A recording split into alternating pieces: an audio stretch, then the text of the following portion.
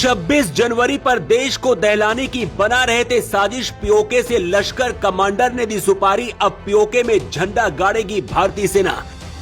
26 जनवरी को जब राष्ट्रपति मुर्मू फहराएंगी तिरंगा, उधर असीम मुनीर को दिखेगी मौत। भारत ने निकाली दुनिया की सबसे खतरनाक तोप। हाई अलर्ट पर दिल्ली, 30,000 से ज्यादा जवानों ने घेरा। इस बार 26 जनवरी पर कौन है भारत के चीफ गेस्ट, जिसकी वजह से डरा अमेरिका।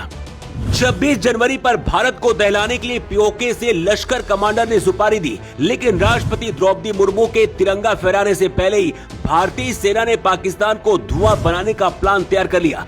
इधर जब 26 जनवरी पर भारत की राष्ट्रपति मुर्मू तिरंगा फहराएंगी, उधर पाकिस्तानी आर्मी चीफ असीम मुनीर को अपनी मौत दिखेगी।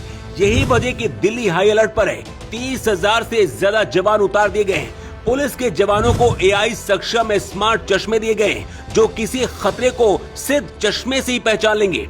इस बार 26 जनवरी की तारीख इसलिए भी खास है क्योंकि अमेरिका का सबसे बड़ा दोस्त, जो अब अमेरिका का दुश्मन बन चुका है, उसे भारत ने चीफ गेस्ट के तौर पर बुलाया है। लेकिन पहले आपको बताते हैं कि पीओके में बैठकर आतंकियों की प्लानिंग क्या थी। खुफिया इनपुट मिला है कि आतंकी संगठनों के टारगेट पर दिल्ली के खास स्थान जैसे भीड़भाड़ वाली सार्वजनिक स्थल, हवाई अड्डे, रेलवे स्टेशन और धार्मिक स्थल हैं। खालिस्तानी और बांग्लादेश स्थित आतंकी संगठनों से संभावित खतरों की चेतावनी दी गई है। कथित तौर पर एक ऑपरेशन को 26-26 कोड नेम दिया गया है, जिसका उद्देश्य 26 जनवरी के आसपास हमले करना बताया जा रहा है। 20 जनवरी को लश्कर के पीओके चीफ रिजवान हनीफ और उसके सेकेंड इन कमांड आमिर जिया समेत आईएसआई का पूर्व एजेंट और अब पीओके में आतंकियों के बीच की कड़ी अब्दुल्ला शरीफ समेत जैश का कमांडर मोहम्मद शोएब शामिल हुए। करीब 5 घंटे तक चली बैठक में आतंकियों ने सबसे पहले आतंकी यासीन मलिक और आसिया अंद्राबी को लेकर चर्चा की। बताया जा रहा है कि इस दौरान पंजाब के 153 आतंकी हैंडलर और गैंगस्टरों के नामों पर चर्चा हुई। आतंकी हैंडलर और गैंगस्टरों के नाम खालिस्तानी आतंकियों और चरमपंथियों के संगठन से जुड़े लोगों के थे, जिन्हें हथियार बनाकर भारत में 26 जनवरी को किसी बड़ी घटना को अंजाम देने की प्लानिंग थी। लेकिन इससे पहले ये अंजाम देते भारत की खुफिया एजेंसियां अलर्ट हो गई और पीओके की तरफ भारत ने अपनी सबसे खतरनाक तोप को खड़ी कर दिया।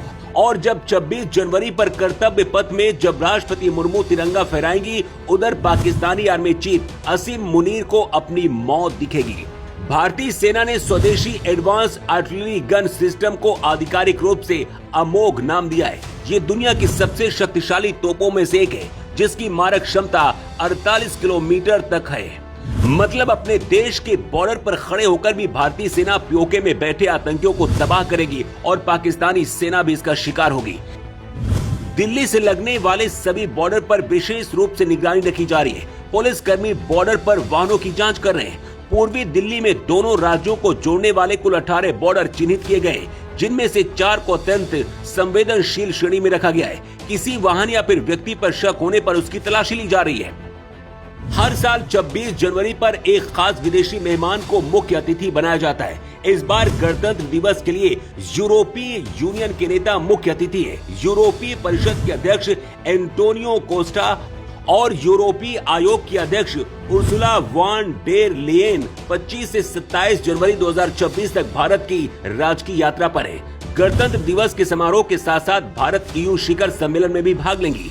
इन्हें मुख्य अतिथि बनाना और इनका भारत आना इसलिए भी खास है क्योंकि इस वक्त यूरोपियन यूनियन के साथ अमेरिका के रिश्ते अच्छे नहीं चल रहे और यूरोपीय देश अब भारत की तरफ झुकाव दिखा रहे हैं और ये भारत के लिए एक अच्छा मौका है। 26 जनवरी को देखते हुए इस वक्त दिल्ली में जमीन से आसमान तक सुरक्षा की जा रही है। खुफिया एजेंसियां अलर्ट मोड पर हैं। 26 जनवरी को मुख्य कार्यक्रम के समापन तक सभी बॉर्डर पूरी तरीके से बंद रहेंगे। इस बार 26 जनवरी पर देश की राष्ट्रपति क्या ऐलान करती हैं, इस पर भी देश की नजर है और भारतीय सेना अलर्ट है।